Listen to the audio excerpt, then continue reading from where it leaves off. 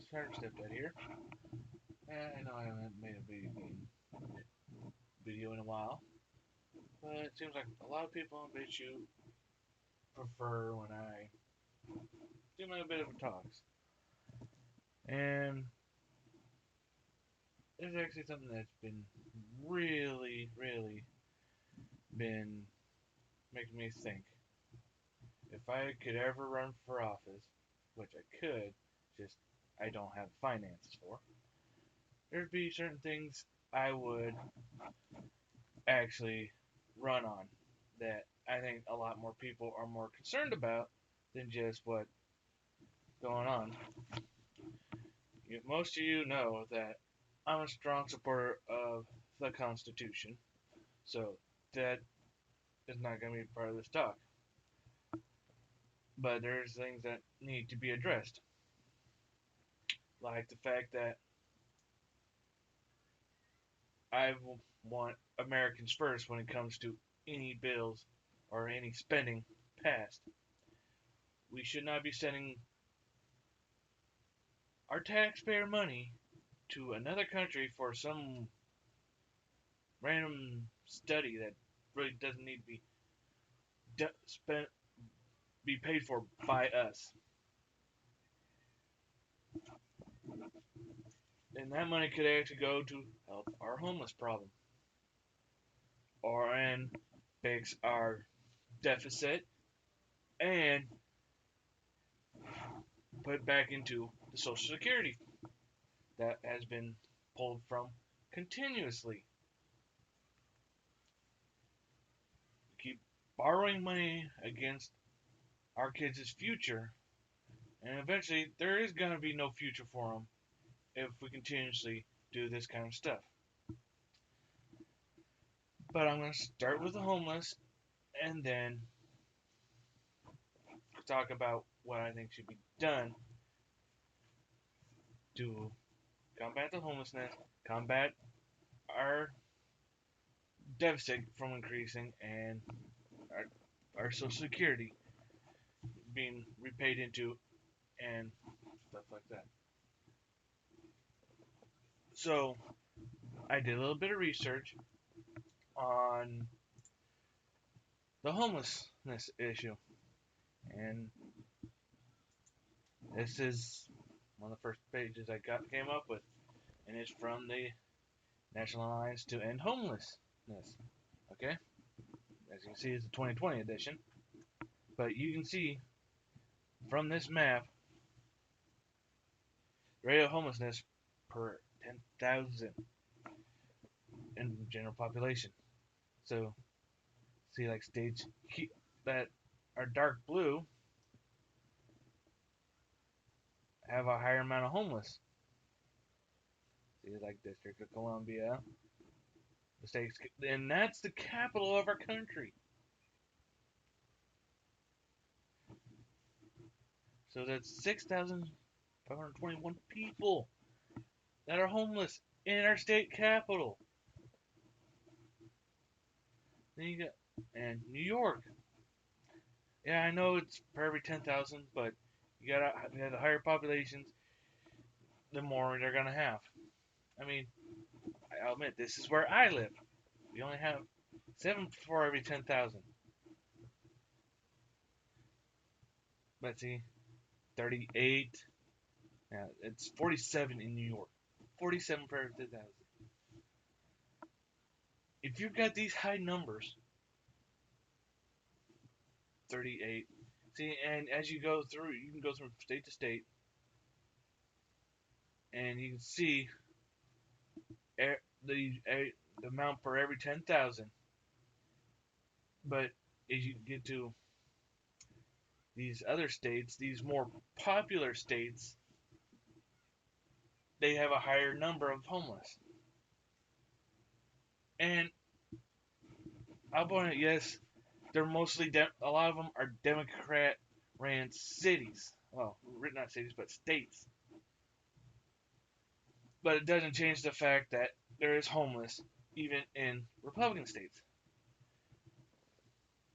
We, as a country, have actually failed these people.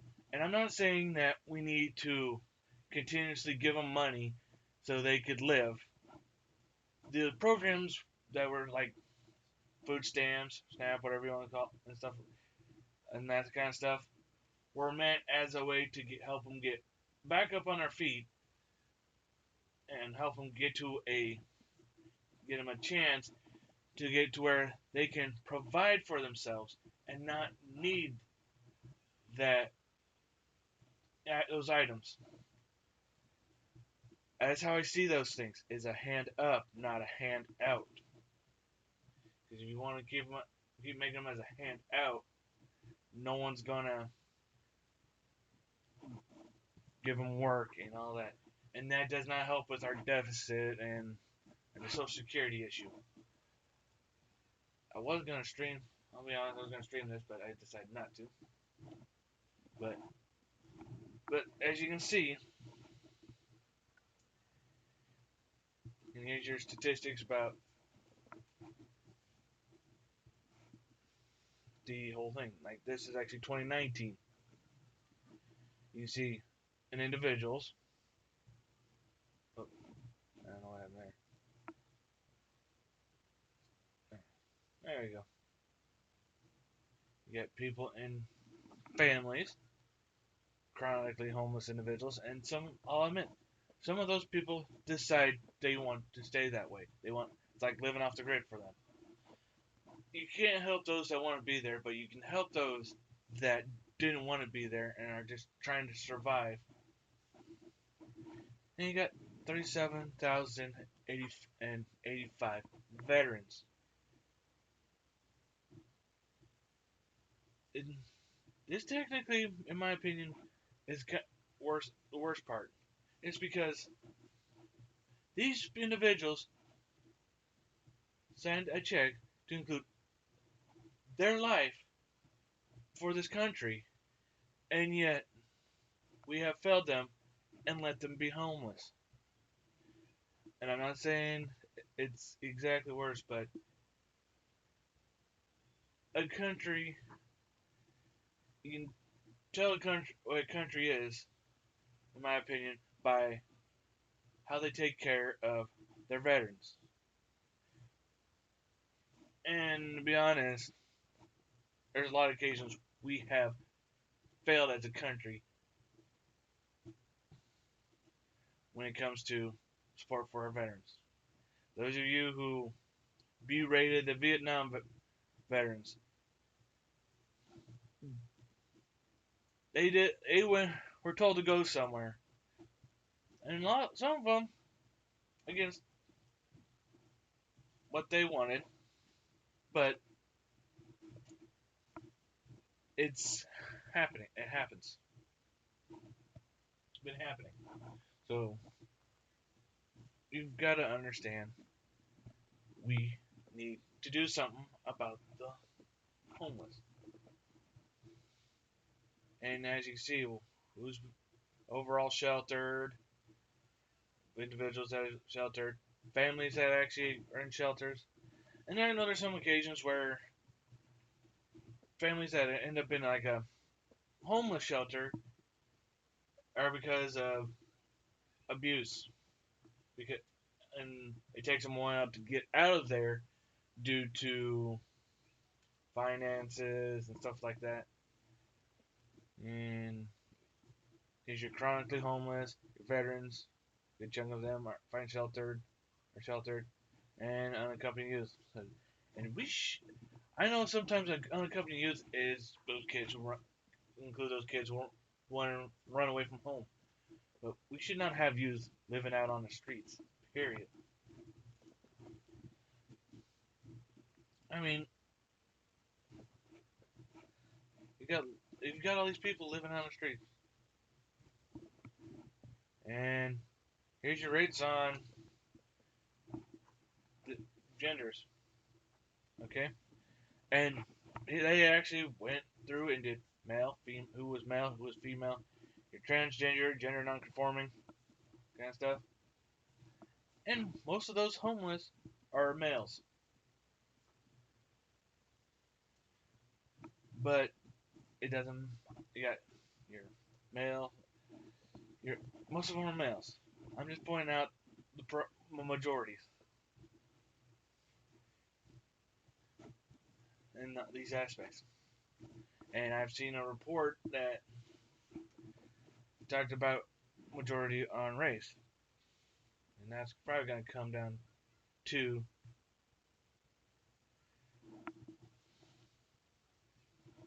show something here in a second. But here's your race. Now here's your race. Majority are white, but you also got all these other cultures, followed by white are the black people. Then you go on. I mean, yeah, if you lumped all these together, they'd make up the majority. The majority is, yeah, it's non-white, but you gotta, I would say, more of you gotta, if you base it off of, if you want to base it off of race, you're gonna do each individual race, not other. You're not gonna go white and other. It's gonna be you're black, you're Hispanic, Native Americans, and so on and so forth. But yes, I saw this report that said the majority was black. Well, tells us the majority is white.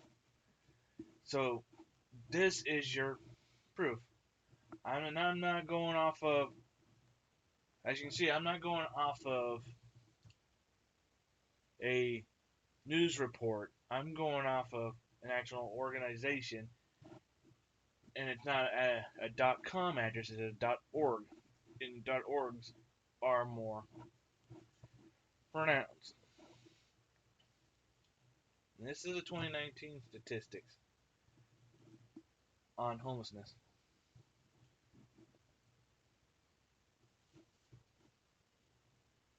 See, and then we're going by type. Let's see. Total homelessness, 92,000. Yes, your large these places, like these places that are more popular, you're gonna have a higher homeless value, no matter what you do. And it goes on and on and on with all this information about homelessness. And just to show you, this is 2018 from the same group. See, and it was this. It's still majority white, and you go down. You got your black homeless rate per 10,000 people. Just goes to show you. See, and they took out whites here. This is just well, wait.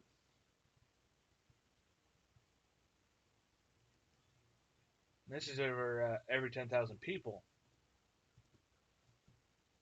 So yes, for every 10,000 people, yes, they have a higher rate. But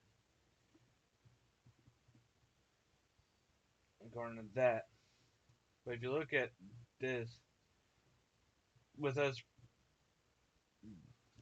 being more, let me read this. At the national level, 20 Hispanics experience homelessness. Yeah, this is a rate for every 10,000. Well, it's come down a little bit, but it's still the majority of people are white, and this actually doesn't really full on make sense because if it was the other way, if it was blacks that high, then well, well, that's just okay. I think I figured it out. There are more whites, so there's more chance that yes, they're gonna be white. A white person's gonna be homeless. But I'm not caring about these statistics. I'm wanting it for everyone to be treated equal when it comes to getting rid of the homeless. Not like getting rid of to fix it to where we can get these homeless people off the streets and taken care of. I mean, These statistics keep going on and on and on. And then here's the United States Interagency Council on Homelessness, the actual council. And you can see the population of homeless. This is, let's see, for 2019, total people experiencing homelessness.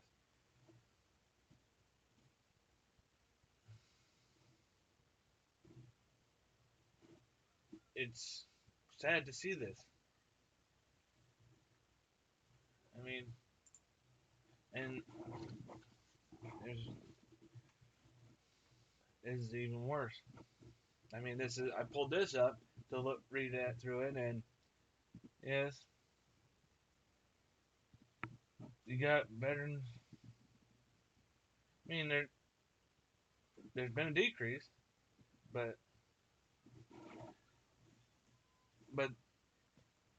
37,000 it has gone down a bit since 2018. And 2018 was 37,878, and 2019 it was 37,085. I don't know, their statistics haven't been updated. But now let's come to my idea of way to take care of this. I know a lot of people hate talking about giving tax breaks to corporations, but there are instances where tax breaks would benefit certain, help benefit this country. Like, let's say some homeless guy goes into McDonald's to get a job because he wants to finally get off the street. These companies don't want to hire him because they're dirty and they wouldn't look good on their appearance because they want to have a nice professional appearance. But let's say if we give an incentive to these companies to hire these individuals, like maybe the year that they hired an individual off the street, like, and they could say get a deduction of like a couple thousand off of that year's taxes that they've had to pay.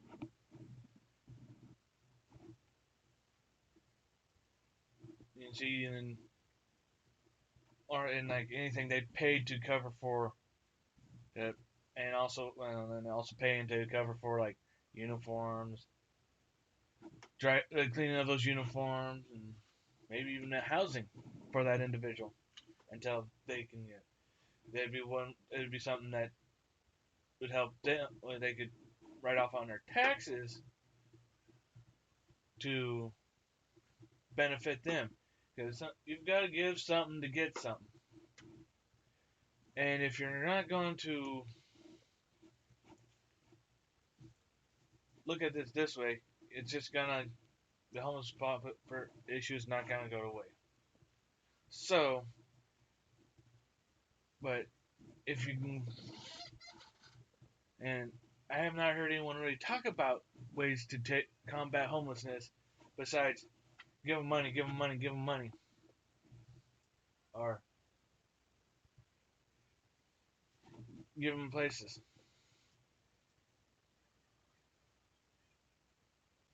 If they show willingness to work, it would that means they want to stop being homeless, and we will be able to start working towards getting rid of this homeless population by making them having them become productive members of society and having it so companies are willing to hire them rather than just say no, you're too dirty, too filthy, we cannot hire you. I mean, I would do it. I see this as a way of helping with homeless population. you gotta kind of give them, can't really give them a hand. I like saying it's a hand up instead of a hand out. So I'd rather give them a hand up than a hand out. Now I don't have any other thing for these other instances, other things, because we didn't really do any research on them. And but it's just been more. It's more of what I want to talk about. So I'm going to get rid of this. Go right in the center here. Nice try. But you come to the deficit and the Social Security aspects of this. We need to stop looking at all these random, looking at doing all these random expenditures that benefit other countries and waste the taxpayer money that could be going to fix this deficit, fix our deficit,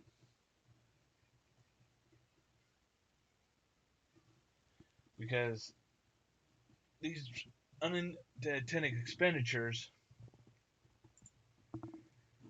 are causing problems, are causing this deficit. Like, why are we gonna send money to another country for some, like, I think it was gender studies,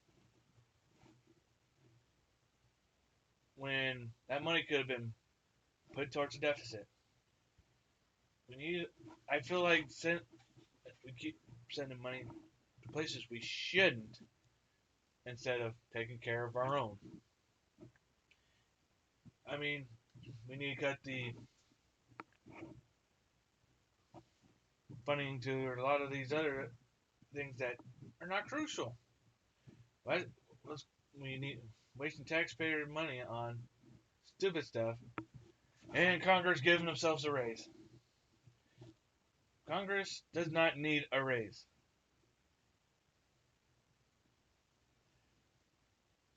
I mean, literally, if you're making 100,000 a year, over 100,000 a year, you don't need to constantly give yourself a raise. Crying out loud. I mean, my take-home pay from my civilian job is probably roughly around maybe 30,000. But I work for a place that also takes out my health care through on a check and all that. I paid for a 401k. It's just continuously Congress wanted to give themselves a raise for their own benefit, even though we have Congress members going, "Oh, I'm got look at my fridge, look at all my ice cream, look at all this." They're living in big homes,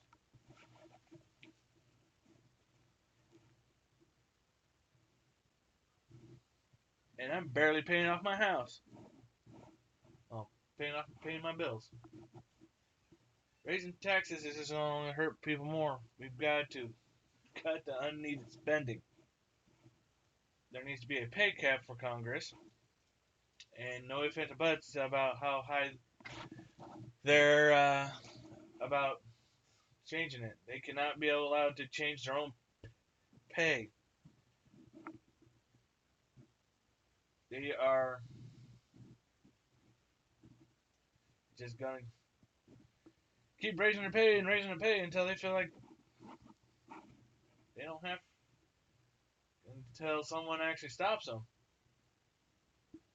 Which also reminds me of when you file a bill in Congress, there should be no additional items added into that bill. It should be what that bill is meant for only. If it's a bill on education spending, it should be just education spending. Not, oh, we're gonna give to give money to this country or this country, which we should not be really doing, giving out money to other countries until we can have our finances under control as a country. And I'll admit, I'm no expert on some of the stuff, but I'm gonna, but I need to say this: we need to have our finances under control. We should not be trillions in debt as a country, and we should not be pulling from the Social Security benefits people have paid into. It should be set up to where there's no way any form of government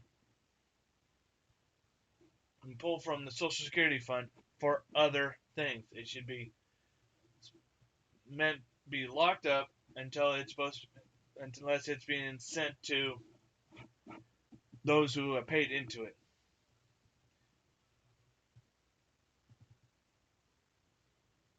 Because that is just wrong, making future generations suffer because you want to pull money out of Social Security to pay for special projects. I don't care what side of the aisle you're on.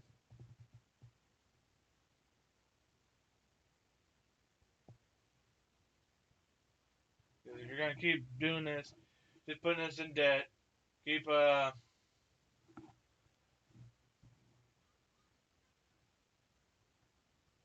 us in debt and pulling from Social Security, you're gonna bankrupt this country, which you pretty much which it seems like it's already almost done.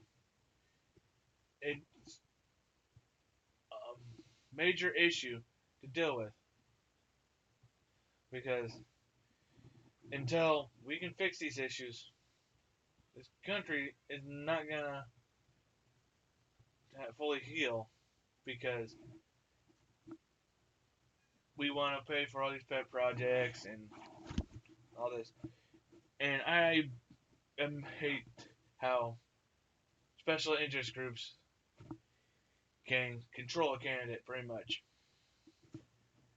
If they pay into your campaign, you feel people feel obligated. These candidates feel obligated to do stuff for them. I mean, if I could run myself, I'd aim for being for the people. I mean, I wouldn't. I mean, I would not. If a special interest group comes with a stipulation, go, we give you this money, you gotta do stuff for us. I ain't gonna deal with it. I ain't gonna take that funding. Now say, hey, we support you. We want to give you this money. You don't have, and because we believe you, we can tell you that you support the same things we support already. Then it's not that bad. It's more of, no, actually, I shouldn't say that because some of these special interest groups are an issue when it comes to getting these candidates. I mean, here's the thing. Also, abortion. I don't. I don't support it.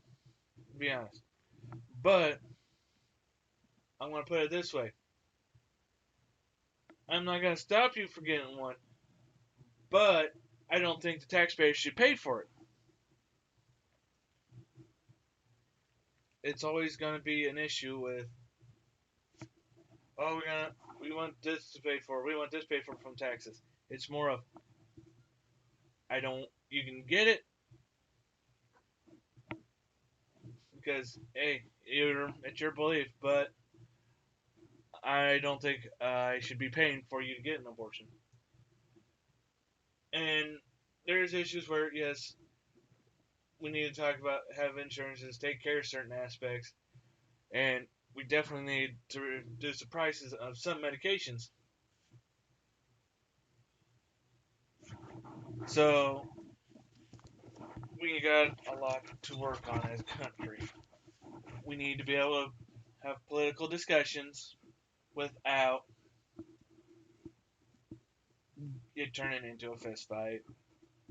But we can't seem to do that with the two parties we have because it seems like a lot of people on both sides want to fight about their aspects. I mean, me and my wife have political disagreements. I mean, we even have disagreements about ARs. I think you should be able to have one, but do I think you should be? But I don't, and I also don't think gun manufacturers should be responsible for someone's actions, because it'd be like making a car manufacturer responsible for a drunk's actions. And I think if the administration is going to allow that to happen, these firearm manufacturers should refuse to sell firearms to this administration, just to prove a point.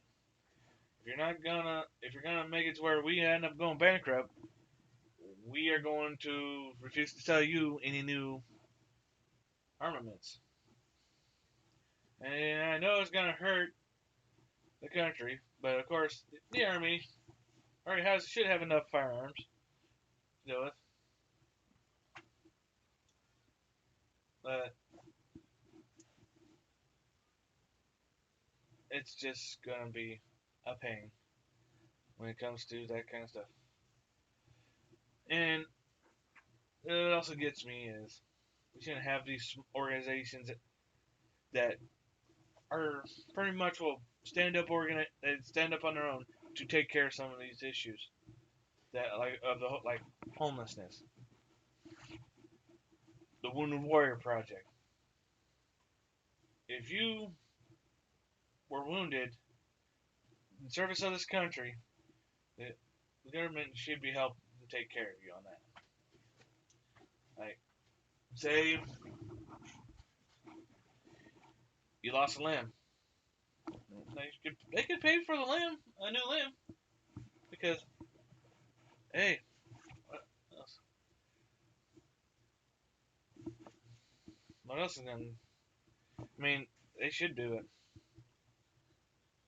And as things keep progressing, I see that eventually, hopefully, if a veteran loses a limb,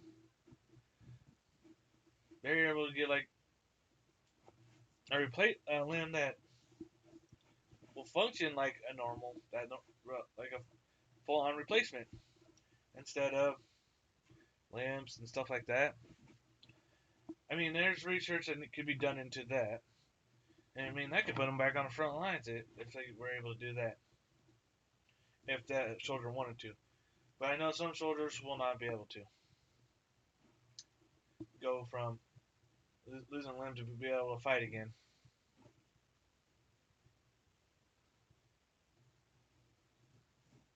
I love my country and I love the people, but it gets hard to trust certain aspects due to them individuals not willing to do what is needed to take care of the American people. I mean, this country, a lot of the past few administrations have failed the American people, have failed at certain aspects of the American people. I mean, I have actually, I have not been a big supporter of the Black Lives Matter movement, but I was willing to go down and talk to representatives from the local movement, and we had a nice conversation. So they're not all bad. It's just you got certain individuals that either are claiming they're in the movement or have been part of the movement and causing problems. It's more of, yes, we need to talk about it, and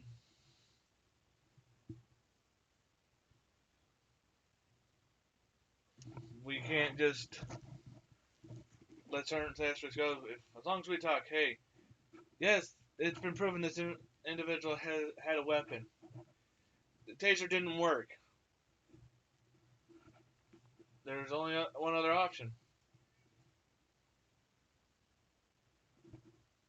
And there are actually companies looking into other options to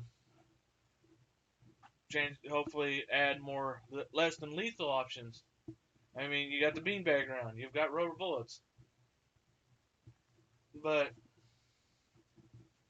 sometimes these individuals can't be stopped with these items. I mean, for instance, a firearm. If an individual got a firearm and you use less than lethal options on him, he has the ability just to shoot you. He will just shoot and kill you because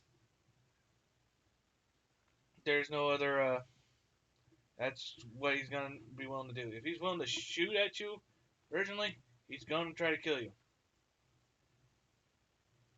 That's why I believe that yes, officers need a lethal option. Because if that individual starts is shooting at people, it's it's gonna come down to who's gonna kill who first. But like I know we here had an individual who was seemed like they were dangerous because they were swinging around a sword. The officers ended up using a taser on him. People were claiming it was people here got upset because they used a taser on him. Well, are you gonna get close to someone that's swinging around a sword? No, you're not. But they used a taser on him, and well, he ended up having he ended up dying because of I think a heart attack or something. They tried to resuscitate him. They got the ambulance on the way, and that is standard protocol for officers. Is when you use a taser, you got to get EMS on the way. Once you got the individual under control, to remove the barbs and make sure the individual's okay. But there has been research being done on other less than lethal options. I mean, like we got the bolo wrap, and then a net. But these can only stop so much. The bolo wrap would only stop a person from running and stuff like that. But if you're gonna promise to do something, at least work on trying to do it, even if other government officials get in the way.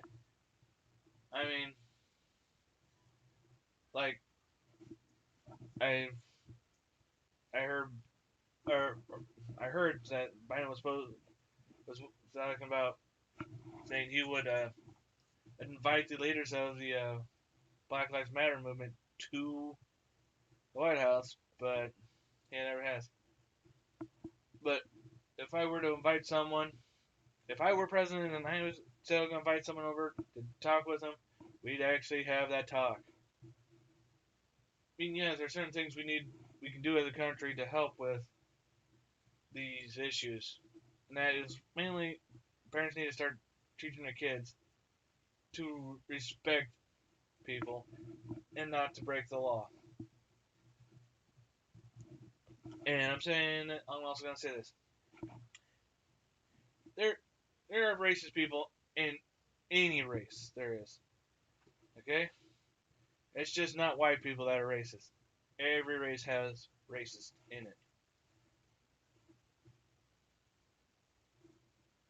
I do, and and you got bad people even in police departments,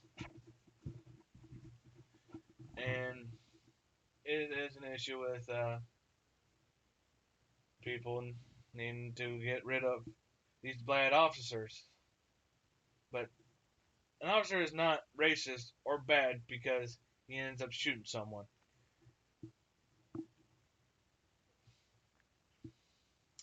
Say some intruder came into my house with a knife. I'll shoot him. I don't. Comes into my house. I ain't with a knife. I'm gonna shoot him because he's got a weapon. And and also the individual that got seven times in the back. Um, let's see, the vehicle had children in it, and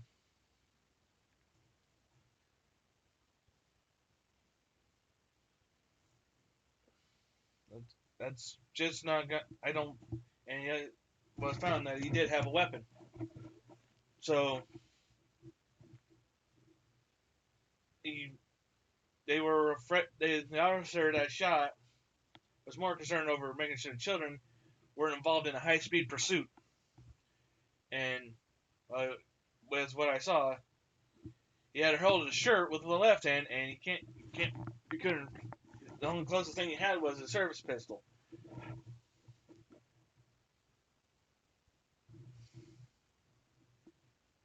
So one officer on one guy, and usually in that odds, if you're gonna, they want to have the increased level of increased aggression level. They want that higher aggression level when it comes to things like so. If the individual is coming at you bare hands, you use a taser. If the individual has options like a taser, a knife, a bat, a sword, yes, you can try if you have backup, yes, but if you don't, next step is the service pistol. Because if that individual were to take you down, then they'd have access to your service pistol, and they could use it on an innocent civilian.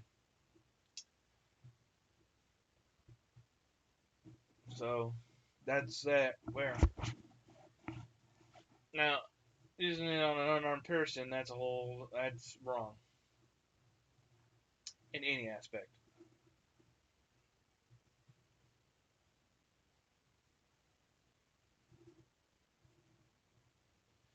It's just sad where this country is torn apart, where we can't have political discussions anymore. I'm open for discussions. I will state my opinions, and someone can state theirs, and then maybe we could find a way to compromise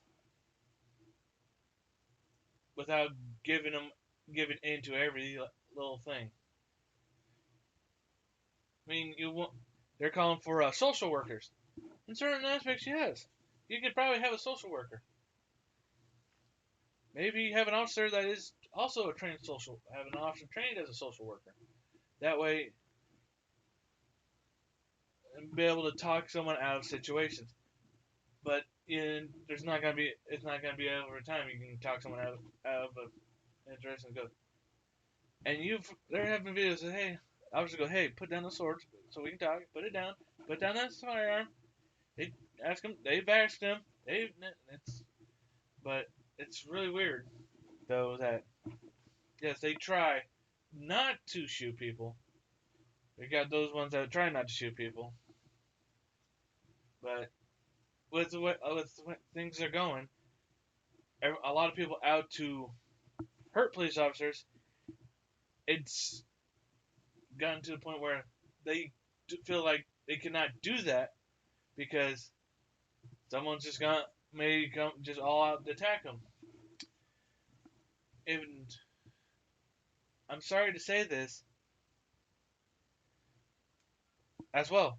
If you're crowded in the street and a cop car pulls up and you go and attack the cop car, you are in the wrong because that is actually destruction of city property. And if that officer feels like you're gonna break or gonna break into his car and try to steal his equipment, or kill him, even badly beat him, he there's no other option but to plow through the crowd.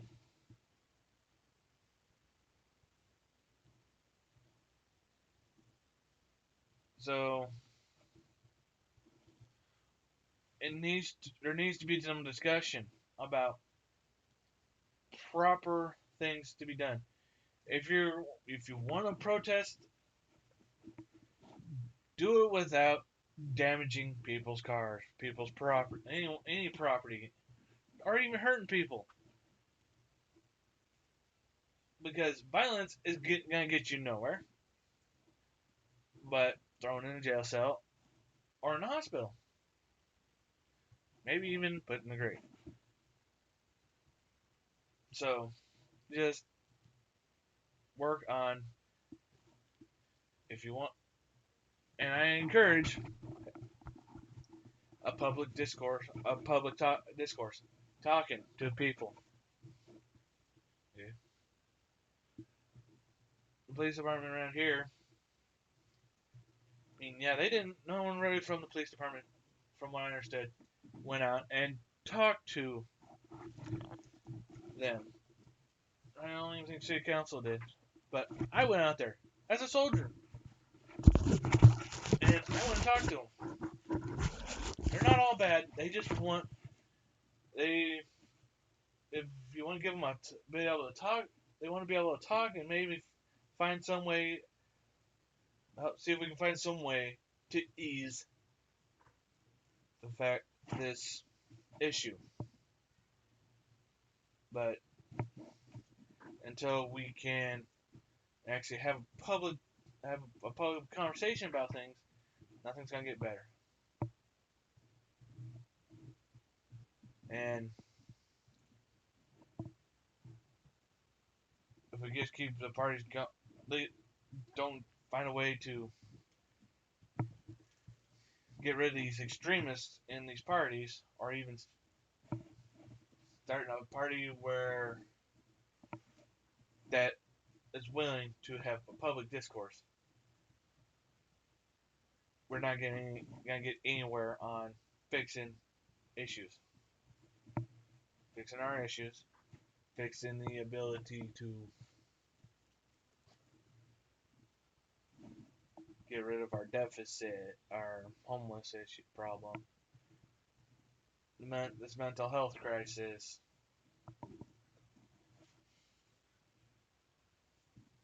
Until we can worry about more of the country as a whole instead of these special interest groups, no one's going to be happy, and it's just going to continue to be a problem with sides, these groups fighting. I want a discourse. I want to be able to talk, a public discourse, a way to talk to people, and I'm willing for you to. Hey, if you make a response video to this, I'm more than willing to listen to it. Just email me your response, email a link to, and I will see your response. And I know there's times we've had issues, and there's why we need to come to a compromise instead of going giving you what you want, because then you're gonna because full out what you want, dude. Because if you give in to these people and give them what they want, they're just gonna continue to want more and more and more. Without, but if we can just giving into them, just makes them want more and more and more. But if we find a way to give them give them something, and they give us something, then we can work on something better. But then when it comes to the Constitution, though, I feel we're not giving it up any part of the Constitution. I'm sorry, but we need it, and I feel like that these tech corporations need to have a little need to be dealt with in some of their aspects of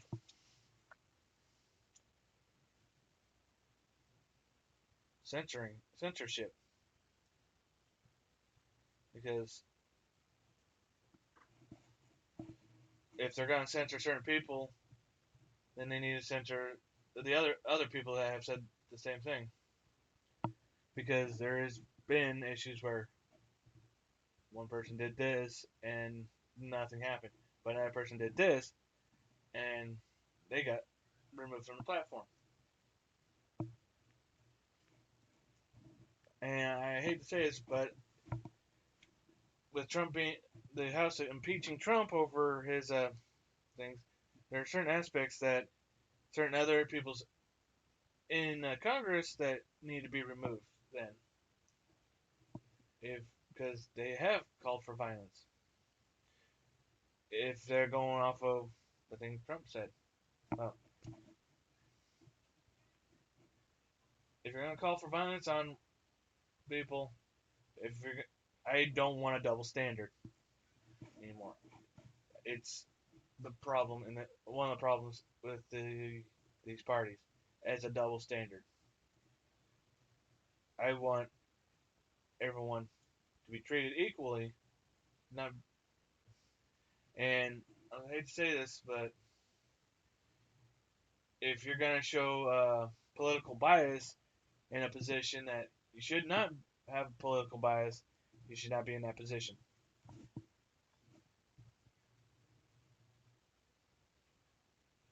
And maybe there does need to be a new party started. Just to say, I mean, if you want to call it the People's Party, that'd probably be about the best. Because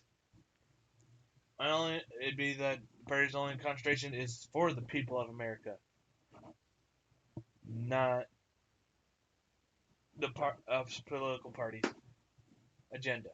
It's for the people. You work for the people, not for the party. And it seems like, and that's probably where the issue comes in, is these individuals that were voted in are working for their parties, not the people. And I'm actually should sign off because it's getting a little long. I've been rambling for an hour, which is kind of new for me. Usually I try to keep it short, but there needs to be a change in the political system. And until next time, I'll say my favorite quote, whether you're related by blood, marriage, or adoption, your family, and you need to take care of your family.